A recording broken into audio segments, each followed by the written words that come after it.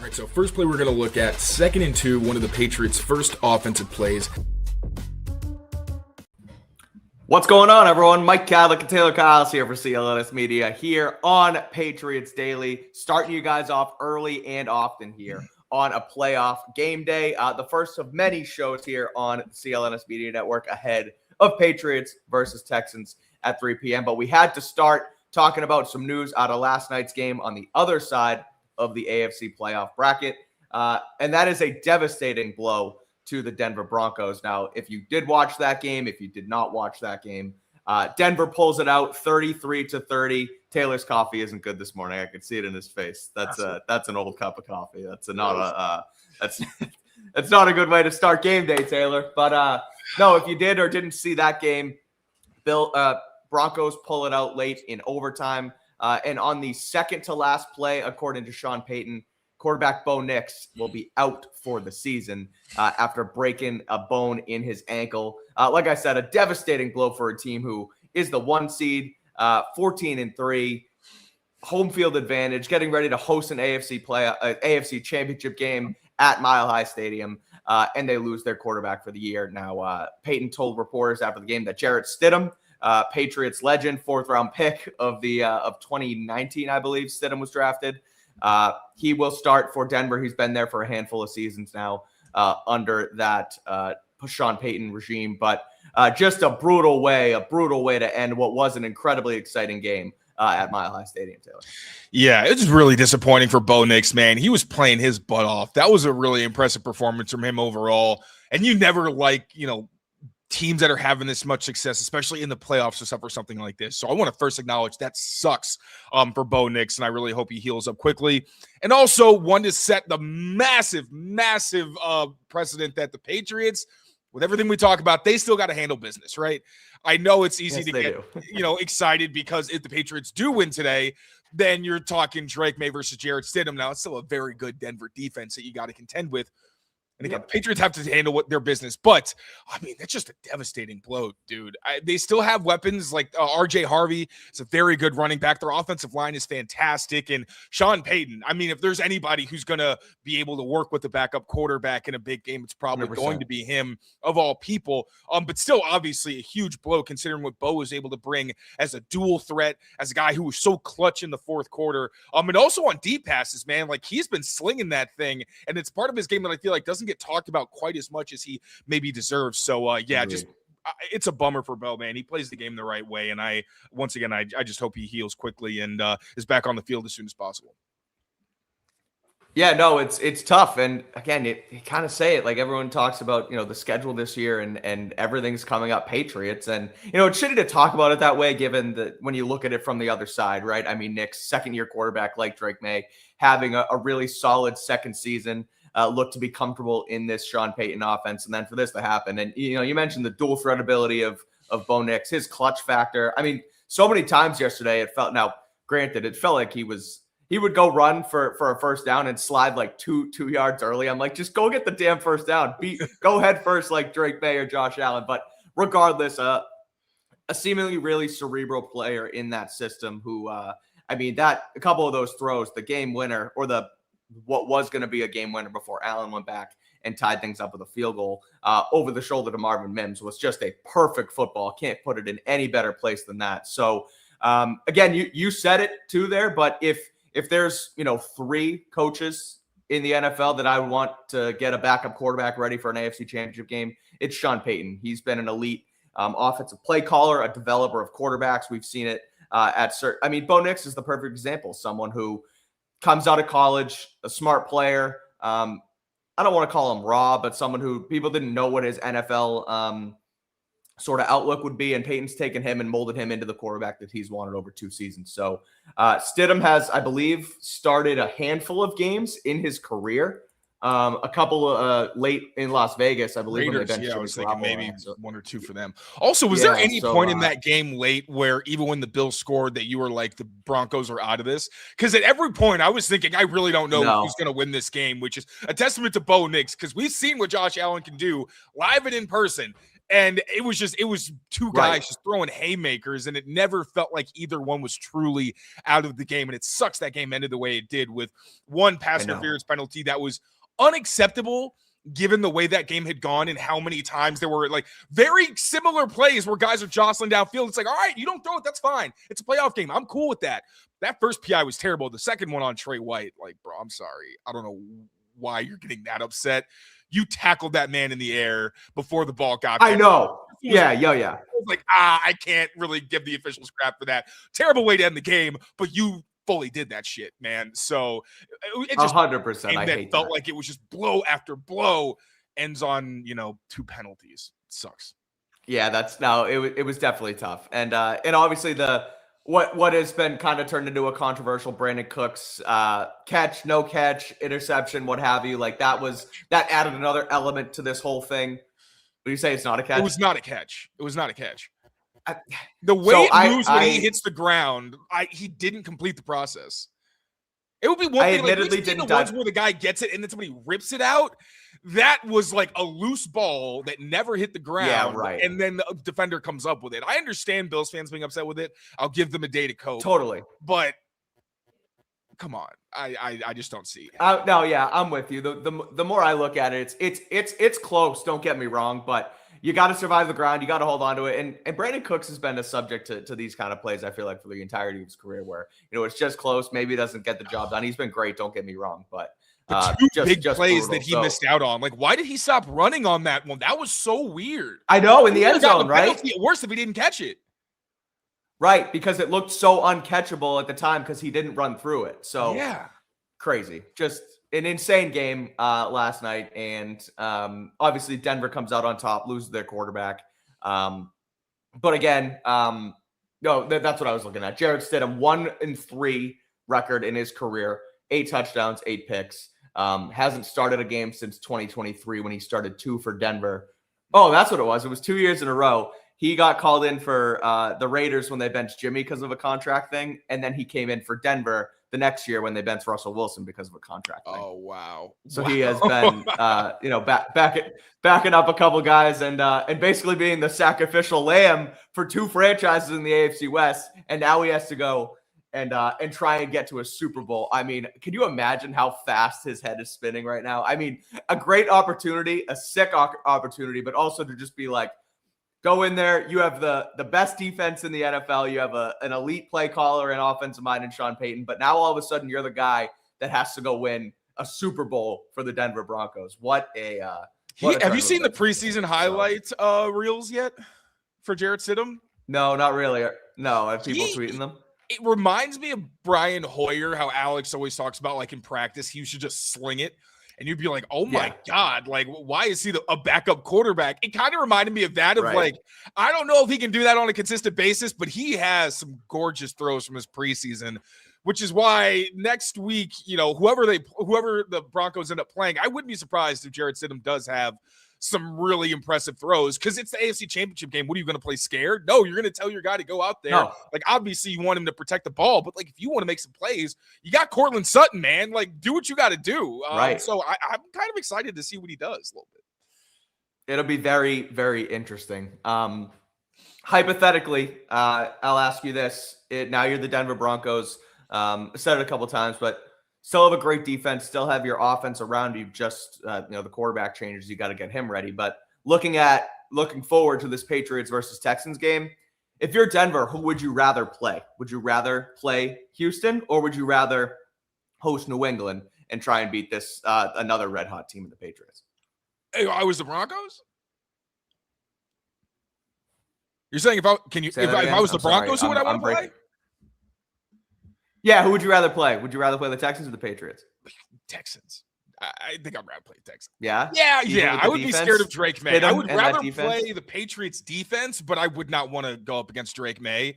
And I think at the end of the day, that's a difference maker for me. Because, like, I think both of these defenses have vulnerabilities that you can exploit. I think all of these defenses in the AFC, they're all very good in different ways. But, like, the Broncos, I was kind of looking ahead at, like, okay, if the Patriots do play them, who would you attack? It's like Riley Moss, I think, would get toasted. Like, you in danger, girl, is the meme Yeah. I'm going to use if the Patriots end up winning today, because I think Drake is going to go after Riley Moss mercilessly. He's competitive, but he also has some pretty egregious losses downfield. So, yeah, I think if I were the Broncos, I would much rather take my chances with CJ Stroud, who I feel like my defensive line could kind of stuff in a locker and make it hell for him, versus a Drake May, who, like I said earlier, you can get pressure on him and you can put him in adverse situations and he's still going to have success and he's still going to be aggressive and sling that thing. So, yeah, I think if I'm the Broncos, I would much rather play the Houston Texans. I don't know why I said the Houston Texans. All right.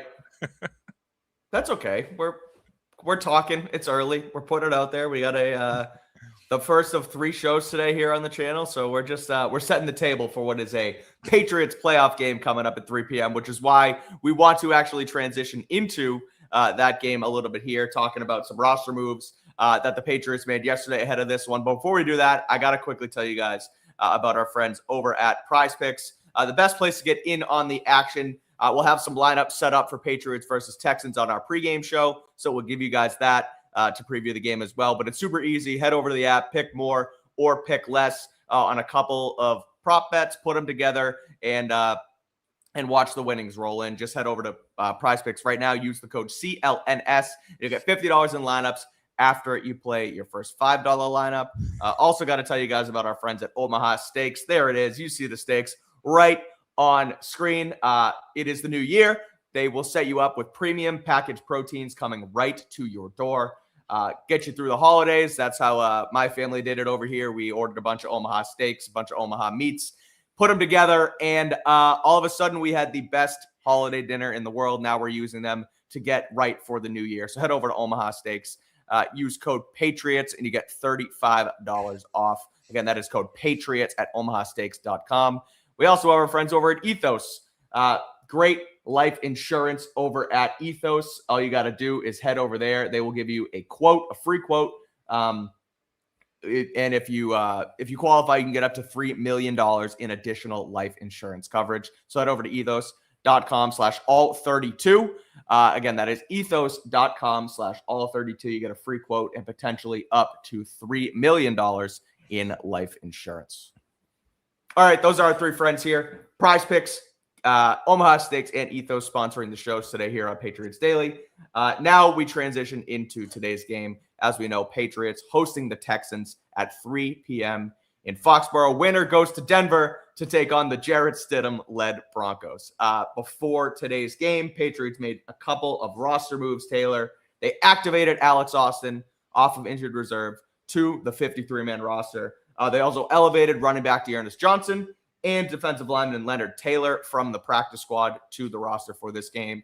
And notably did not elevate Darrell Taylor, who they signed to the practice squad. Did I say it right, Darrell? Yeah, I was going to say wrong Taylor. Damn it. I was excited to see Darrell Taylor potentially play today, but I know. Understandable. He got here a few days ago. It does make some sense, but I was disappointed. I was really hoping to see him. Yeah, I know. No, I was too. I was kind of surprised. I saw the email from PR and I saw Taylor. I was like, oh, he's coming up. And then I read it further and it was Leonard Taylor. It's also very confusing every time somebody tweets the last name and I start off thinking that he's talking about me. Like there was the other day, one of the YouTube comments was like, Taylor is like an up and comer or something like that. And I was like, oh, it's so nice. And it was just not, that's completely about Darrell Taylor. I felt like a dummy. Yeah, it's not about you. Yeah. Is but anyway, Taylor speaking of not about me, we can today? actually talk about the injury statuses and not just my disappointment that Darrell Taylor is not going to be suiting up for this one. Yeah, so what are your thoughts? Obviously, they fill the active roster now, 53 players with Alex Austin. So if they do end up in the AFC Championship game, they do want to elevate or activate, rather, a guy like Matt Collins. They'll have to make additional roster moves there. But long story short, Austin is in. So is D'Ernest Johnson and Leonard Taylor today. So thoughts on the moves they made ahead of Sunday's game? Leonard Taylor makes a ton of sense. He's a guy they clearly like very much. Mike Vrabel mentioned him, I think it was a couple weeks ago, how he's earned the ability to come up to the active roster from the practice squad, and he's definitely had some solid moments. I think it was on one of the fumbles, maybe the forced fumble, he and Christian Barmore kind of combined to get some pressure there. So not surprising to see Leonard Taylor once again back up. D'Ernest Johnson, when he was released, we kind of figured that he would be back and probably be elevated. Terrell Jennings wasn't brought up, so no Terrell Jennings. It makes all the sense in the world. Alex Austin, more going to be a matter of his special teams ability and being able to contribute there. Some of the coverage teams and things like that. Also gives you depth at cornerback, but probably still going to be cornerback 5. Because you still have Charles Woods has been the main backup. Charles Woods actually jumped Alex Austin earlier in the season. So, again, more of a special teams move than anything else. But, nothing really surprising. Just, again, disappointed they're not going to have the juice off the edge that you can get from Darrell Taylor. But Elijah Ponder, to his credit, is growing into a very movable kind of interesting chess piece for this team. I've said still very raw as a pass rusher at the NFL level, but he has taken advantage of some of his opportunities. So, Harold Landry, hopefully he feels a little bit better this week. I know he's probably not going to be 100%, but that, we've talked about it last week. He didn't make a huge impact in that game. So Anthony Jennings, though, was able to take advantage of his chances. So there's plenty of depth on the edge, just not a ton of explosiveness necessarily. So hopefully you can affect the pocket and get a lot of your pressure from there. Yeah, that was my sort of closing thought, was the Harold Landry piece of this, where he was not at practice on Friday. That would have, at the time potentially told me that, okay, Darrell Taylor was going to get the call up just to, again, get somebody else in rotation, right? An emergency piece or what have you. But also now means that he's likely to play. Now, whether they have the juice or the horses to get after CJ Stroud today, that remains to be seen. But now we do know that, or at least can infer that Landry will likely go today. We'll see what he can bring to the table. Alex Austin in, Dearness Johnson in, Leonard Taylor in as well. And no Darrell Taylor, the much anticipated Texans acquisition the Patriots made earlier in the week. We will have pregame from Gillette Stadium at 2 p.m. today, where we will get into more of Patriots versus Texans. I know we're fired up. We got another playoff game, Taylor. Let's go. This is fun. Yes. I like talking about the draft in January. It's awesome. A year ago today, we were doing shows on, Terrell Williams being signed as the defensive coordinator. Most popular live show we've ever done, which still, respectfully to Terrell Williams, that just absolutely blows my mind. But hey, man, the people want what they want. That was awesome. I was gonna say the people want it. The Patriots Press Pass fans flock to the good stuff here on the channel. So we appreciate you guys as always. And again, we will be live at 2 p.m. from Gillette Stadium for a pregame show reacting to inactives and setting the table for what should be a very exciting Patriots versus Texans game from Foxborough. So before we close out real quick, what do you got? Did you see the video of Antonio Pierce saying he doesn't trust CJ Stroud? No, I didn't. So he said he's coached him before and they actually have a history together. But he was saying on, I think it was CBS. Let me see if I can pull up the video real quick. I think it was on it was on the CBS show. He said, I just don't trust him, which is kind of what I've been saying because he doesn't protect the football. And he said kind of along the lines of what I've been saying with the ball security and how I think that if you do heat up CJ Stroud, he turns into a pumpkin. And I have a very hard time, not respecting necessarily, but I have a hard time having that healthy respect I always mention for quarterbacks that panic and really have those just brain fall out of your head moments. When you're Josh Allen, you can get away with that, and I'll still have a healthy fear for you. But CJ Stroud isn't dynamic in that way, and it's just you cannot be a quarterback who only thrives in ideal conditions, which is what CJ Stroud is. And it seemed like Antonio Pierce felt very similarly as a former linebacker.